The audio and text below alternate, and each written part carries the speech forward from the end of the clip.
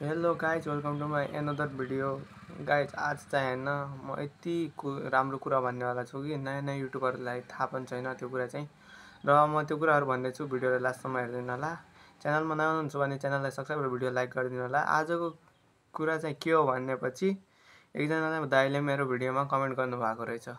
मेरो त्योवाला भिडियो थियो त, के भन्छन् त्यो एडसेन्स आयो भन्नेवाला भिडियोमा चाहिँ एउटा दाइले कमेन्ट गर्नुभएको छ, भाइ मेरो नि पुग्यो वाच टाइम गुगल एडसेन्सको पिनको लागि कसरी गर्ने रिप्लाई भनेछन्। अनि यसको लागि चाहिँ हजुरले सबभन्दा पहिले वाच आवर पुगाउनु भयो, सब्सक्राइबर पनि हजुरको छँदै रहेछ। अनि त्यसको लागि हजुरले चाहिँ वाच आवर पुगाइसकेपछि तल चाहिँ यहाँ अप्लाई भन्नेवाला बटन होला, यहाँनिर साइडनिर नदेखिला, यहाँनिर अप्लाई भन्ने छ। यो अप्लाई गरिसकेपछि तपाईँको च्यानलको लागि सबभन्दा पहिले तपाईँको च्यानल मोनेटाइज भयो भन्ने मेसेज आउनुपर्छ जिमेलमा चाहिँ, त्यो गरेर चेक गर्नु होला। अनि यहाँ चाहिँ च्यानल चाहिँ एप्लाई गरिसकेपछि तीनवटा आउँछन्। एउटा चाहिँ के भन्छन् त्यो पुरा भइसकेको हुन्छ। अनि दोस्रो चाहिँ एडसेन्स पिन भनेको चाहिँ एडसेन्स पिनमा क्लिक गर्नु होला।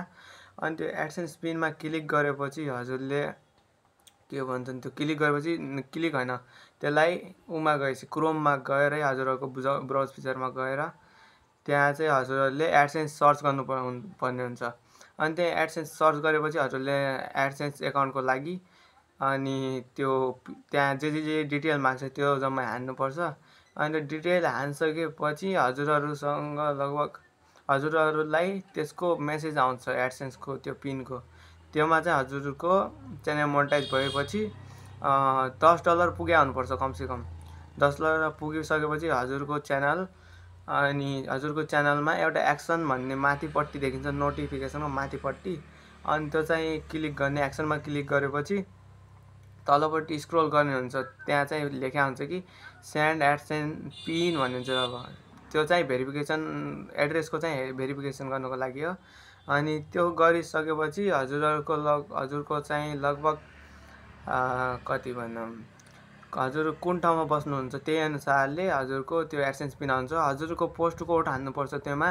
अनि नागरिकता हुनुपर्छ, नागरिकताको हाल्नुपर्छ। मेरो नागरिकता भनेको छैन, मैले मम्मीको नागरिकता युज गरेको। यदि हजुरको छैन भने अरूको नागरिकता पनि युज गर्न सक्नुहुन्छ।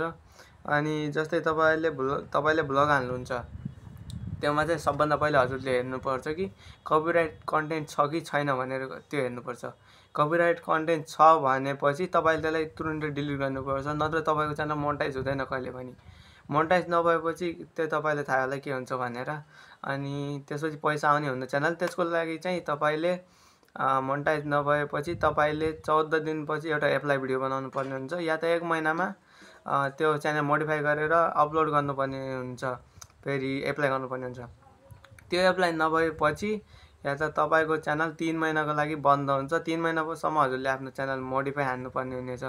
मोडिफाई हानिसकेपछि हजुरले त्यो च्यानललाई अप्लाई गर्न सक्नुहुन्छ। अनि अप्लाई गरेपछि तपाईँलाई थाहै होला। अनि एडसेन्स पिन गर्नुपर्छ। एडसेन्स पिनमा चाहिँ हजुरले के हान्नुपर्छ भनेपछि आफ्नो फोन नम्बर फिक्स हान्नु होला एड्रेसमा। मेरो धेरै समस्या भयो, तिनले चाहिँ 11 दिनमा पुगायो भन्दै थियो मेरो घर खोज्दा खोज्दा। अनि त्यो हानेपछि हजुरले त्यो एडसेन्स पिन तपाईँको एड्रेससम्म पुग्छ, या त हजुरले हुलाकसम्म पुग्नुपर्ने हुन्छ।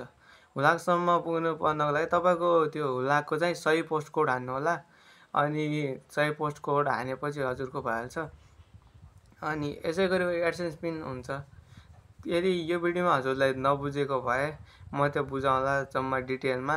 र यो 3 मिनटको 4 मिनटको भिडियो भयो होला, त्यसको लागि माफी चाहन्छु। अर्को भिडियो चाहिँ म राम्रोसँग भन्नेछु। अहिले चाहिँ मलाई हतार छ कि गाइज, अहिले चाहिँ म सोच्छु एकछिन, मैले कोचिङ पनि जानुपर्ने छ।